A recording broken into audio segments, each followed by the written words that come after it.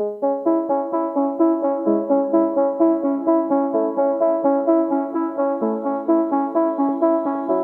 is Seasons of Discontent with your hosts Rick Snyder and Matt Combs on the Hogstye Network.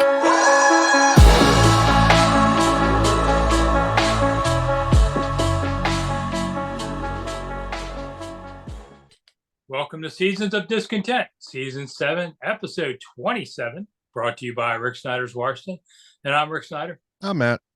And we're back discussing all things Washington life and sports as part of the Mighty Hogstye Network on audio and here on YouTube on video. So please like, share, subscribe, comment, and hit the thanks button so Matt can have a Merry Christmas. That's the money button. All right. So, Matt, the Washington Commanders is a hot team in the NFL, going to Houston, which is one of the bad teams of the NFL, but there's no such thing as an easy game in the NFL on Sunday. And in the old days, this would have been a classic trap game, but I don't see it this time. I think this team is different. And Rivera said the other day, hey, listen, I saw my players celebrating in the locker room and acting crazy. And, he said, I got to get on them and tell them, act like you've been here before, but they are young, and it was the first big win for those guys. I give them that. But now you get your attitude back in gear. This is when Rivera starts to do better as a coach and staff. And so I don't expect them to lose to Houston. I mean, Houston doesn't have anything. But it's one of those clear games. If you want to make the playoffs, you got to win this game. Yeah, like you said, in years past, it would be a classic trap game. I think this team is too focused and too energized recently. Look, that was a huge win Monday night. For one, it was a primetime victory, which those are few and far between for this franchise over the last couple years. Second of all, it was an undefeated team. You realize in the past 3 seasons that Rivera has knocked off 2 undefeated teams on Monday night? Yeah, Pittsburgh and Philly. So Pittsburgh and Philly. Yeah, it's that slam going at them. But I mean, it's amazing. The Steelers were 11-0, and Alex Smith went in there and beat them. The Eagles were 8-0, and Heineke went in there, and Gibson and all them guys beat them. I mean, it's just I don't see them losing to Houston. This is a rare instance in the schedule where they're back-to-back away games. Usually they were doing the home away, home away, home away alternating, but this one is actually they got to travel to Houston. I think it'll be a little bit closer than it should be, just because the Commanders are always going to make it interesting. But I don't see it being as much of a roller coaster as, say, Jacksonville was, or I don't see them giving up the big lead like they did against the Vikings. Yeah. Well, Chase Young should be back for this game. It's not official yet. Rivera wanted to see how Young does in practice during the week in like a game time situation, which means when they do the 11-on-11s, you can be free to go run at somebody. And if he holds up, then they're going to do it. I love the national guys where like breaking news, Chase Young looks to play. We've been talking about this for 2 weeks. Yeah, I know. It's like, thanks for catching up to us. These national guys drive me nuts. But, Chase, and they said, what kind of impact do you think Chase will have? I said, well, Casey Tuhill had a touchdown against Philly. So I'm not sure Chase gets one, but you have to think Chase will have some impact. But then again, they haven't really missed them that much. And, I was just getting ready to say that. This Ron Rivera's teams over the past 3 seasons that he has been head coach of the Washington franchise comes in with all this star power, all this promise. Oh, Chase Young, Landon Collins, this guy, Brandon Sheriff, like all these guys, right? That would start for any other team in the league. Well, except for maybe Collins, but all these big name free agents, and they all get hurt. And who steps up? It's the Casey Tuhills. We have to give him credit. He blew the game against the Vikings, but Ridgeway made a heck of a play last night on that fumble by Goddard. It's those guys. It's the John Ridgeways, who was a 5th round pick who was cut by the Dallas Cowboys that we picked up. It was the Cam Curls, who was a 7th round pick. Derek Forrest, who caught the interception, was a 5th round draft pick. It's these guys, these low draft picks that come in when they get a chance and they're seizing the opportunity. Taylor Heineke, undrafted, bounced from Minnesota to Carolina to the XFL to his sister's couch to Washington, and now he's 10-9 as a starter. I mean, look, those aren't numbers that are going to blow anybody away. I'm not saying he's going to the Hall of Fame, but for the career the guy's had, that's pretty damn good. Yeah. Oh, the story about Heineke too is he called the Redskins trying to see about getting some kind of assistant coach job, internship. Think about that. When he made contact, he's like, "You have anything open?"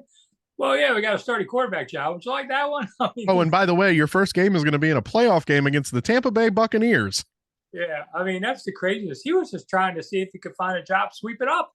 And this guy's doing that. But Chase, Chase has the big rep, number 2 overall pick, rookie of the year, and last year didn't go very well. And so he's got half a season here to show us which one of those is really true. I've been watching him for weeks on practice, months in practice. The dude's focused. I think he's going to come out like a lion and do the best. Is it going to be a difference in the game? I don't know, because this line has played pretty well already. It's not like he was like, "Oh, thank God Chase is back." But that said, he could have, a couple of sacks, and they haven't done a lot of sacks. They've done some pretty good pressure and decent against the run. But I'll be interested to see what Chase does. I'm pretty sure he'll play against Houston. I think just the fact of him being on the field changes an offensive coordinator's schemes. Just the name, the number 99 jersey being out there because of the potential. I mean, what are you going to do? Are you going to double John Allen? Are you going to double Payne? Are you going to double Chase? Somebody is going to get through. I mean, there's too many stars along this defensive line, and then you throw in a guy like Sweat, and then you can alternate a Toohill, a Ridgeway, who is going to suck up 2 guys. I mean, it's like, who do you double on this team? And that's not a bad problem to have. Let's be honest, But yeah, it amazes me that you lose your number 2 overall pick, and the defensive line gets better. It's crazy. One of Chase's real assets is his speed horizontally.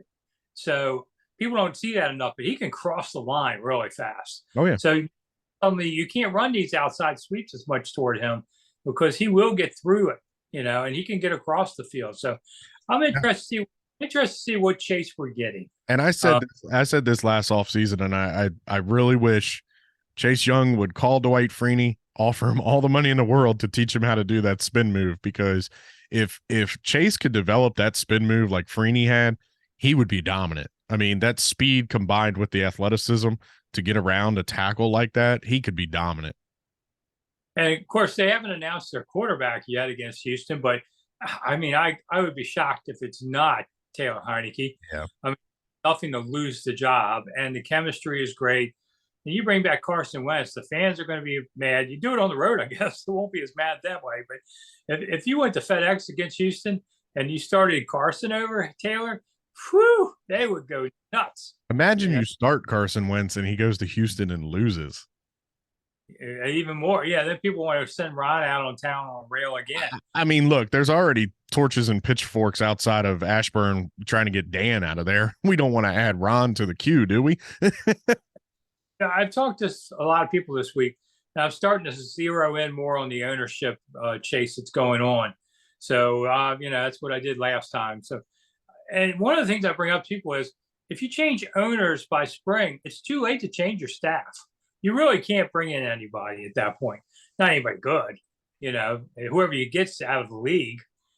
So I think Rivera and them, unless they just flat out collapse, which I don't expect, we'll be back for another year because of this. I mean, it's the same thing happened in Norv. Dan Snyder wanted to fire Norv and hire Jim Haslett, but it was after June 1st, and you need the other owner's permission to take a coach, and the Steelers wouldn't give it up. Yeah. So, it's not going to change there. I know everybody wants Bezos to be the new owner. It scares me a little bit. I think he's more of a marketing guy and such. We already got that. I'm not sure he's that. But, there's this one Clear Lake hedge fund out in California. They were the guys trying to buy that minority share for $900 million that Dan Snyder got blocked and bought it himself for $700. So he made money on that deal. You've got those guys. You got Byron Allen on the Weather Channel, who can put together a consortium of things. You've got, they've got John Henry out of Boston, talking. That's an interesting one to get. That might be my favorite of the ones, but there's probably about 6 different groups, and I expect it to go. The insiders are thinking 7.2. I think it's going to be closer to 8. And the funniest part is guys like Matthew McConaughey said, "I want to be a minority partner." Let's just do the math real quick. Let's say you go to 7 billion. A 10% ownership is 700 million. A 1% ownership is 70 million. You think Matthew McConaughey's got 70 million to throw in as 1%? Dude, go get a suite. I mean, that's so, if they do that, you can have up to 25 minority owners basically on this. But, who wants to do something like that? But they'd use him for the name, and maybe that's cool with him. I don't know. $50, I'm a minority owner. It's kind of like what Miami did back in the day when Venus and Serena Williams were owners of the Dolphins, and Enrique Iglesias and J-Lo and all these people were quote unquote owners of the Miami Dolphins. The Bezos Jay-Z pairing is still probably my front runner. I had not heard the John Henry one. Honestly, obviously John Henry owns Fenway Sports Group, which owns the Boston Red Sox and the Pittsburgh Penguins.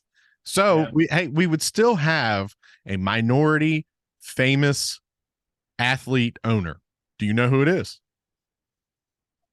Oh yeah, RG3. No, it's LeBron James.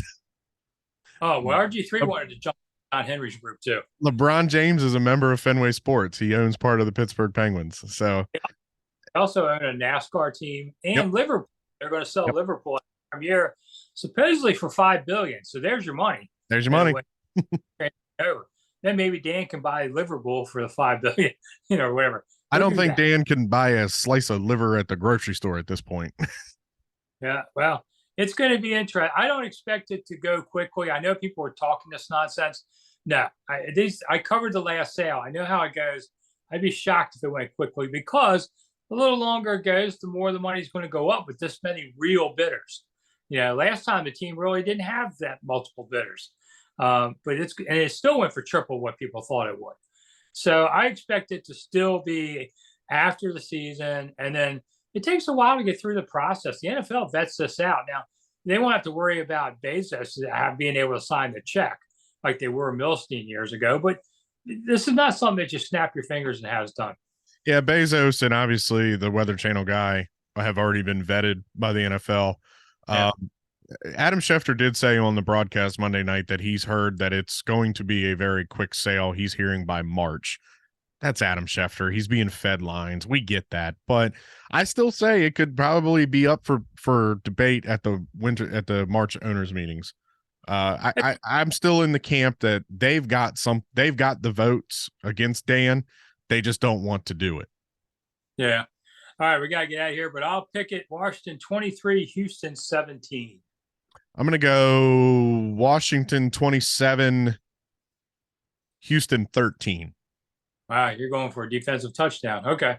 All right, I'm out of here. I'm Rick Snyder. I'm Matt. See you soon. Bye.